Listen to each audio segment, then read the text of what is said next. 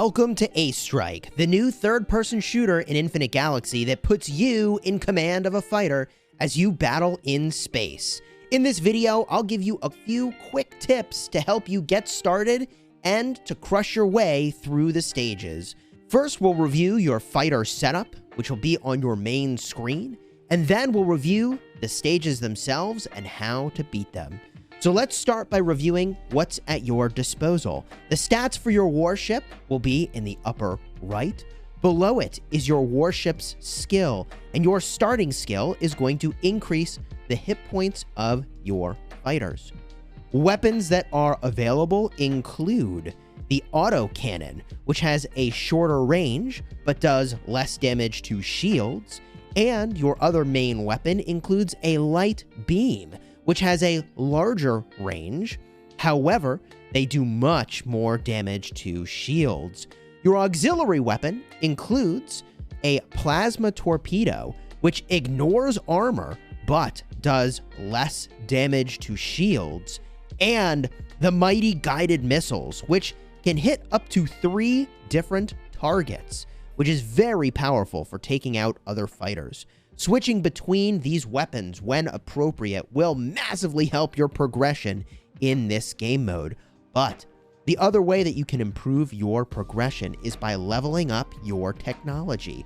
The technology that you choose will strengthen the different capabilities of your fighter.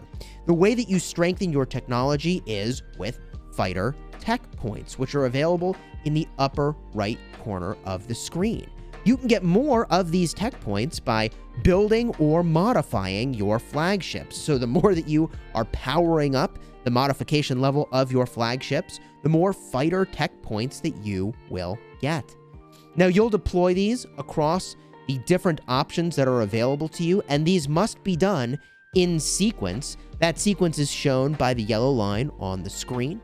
So that, for example, in order to pass Tier 2, you'll need to complete everything on this screen, and the last thing that you'll be able to do is upgrading your autocannon to level 2.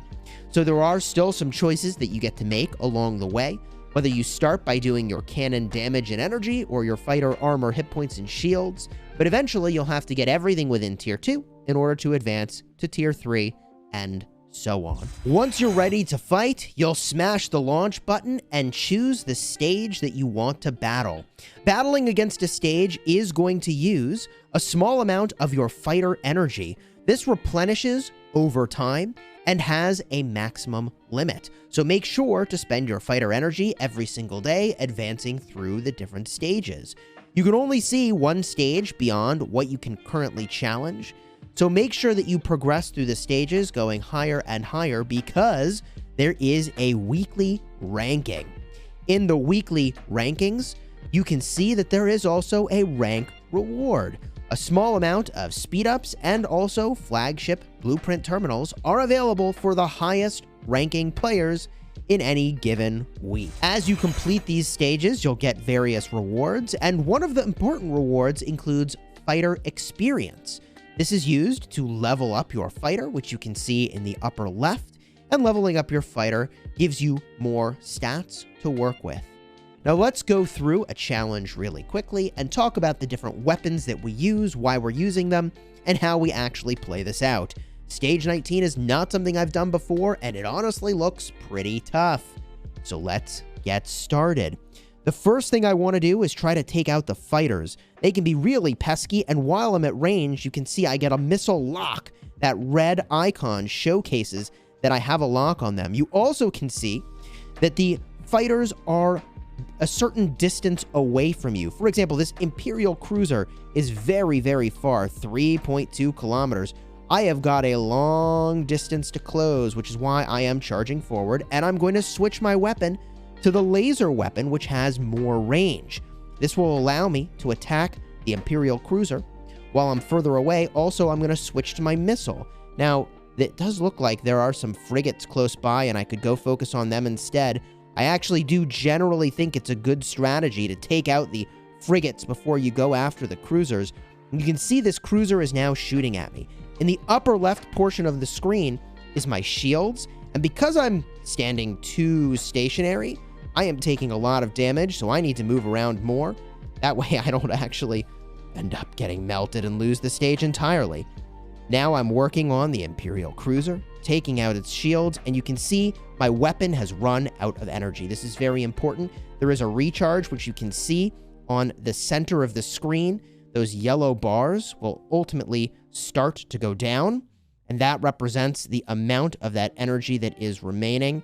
And oh my goodness, this thing is putting a lot of punch onto me. I may not make it through the stage. Now, we're going to turn our focus on these fighters, which probably we should have focused on first. I'm going to try to get a lock on these targets with my guided missiles here that launch 3 at a time. And we're going to try to knock out as many of these as we can.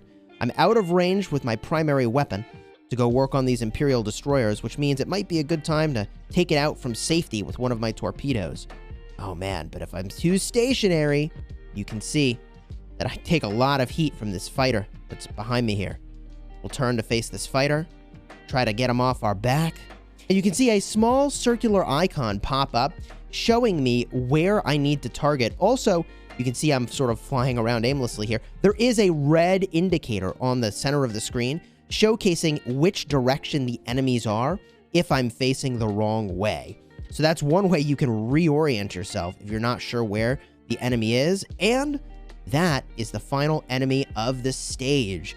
This is a time attack mission, so the faster you knock these out, the higher you'll ultimately rank.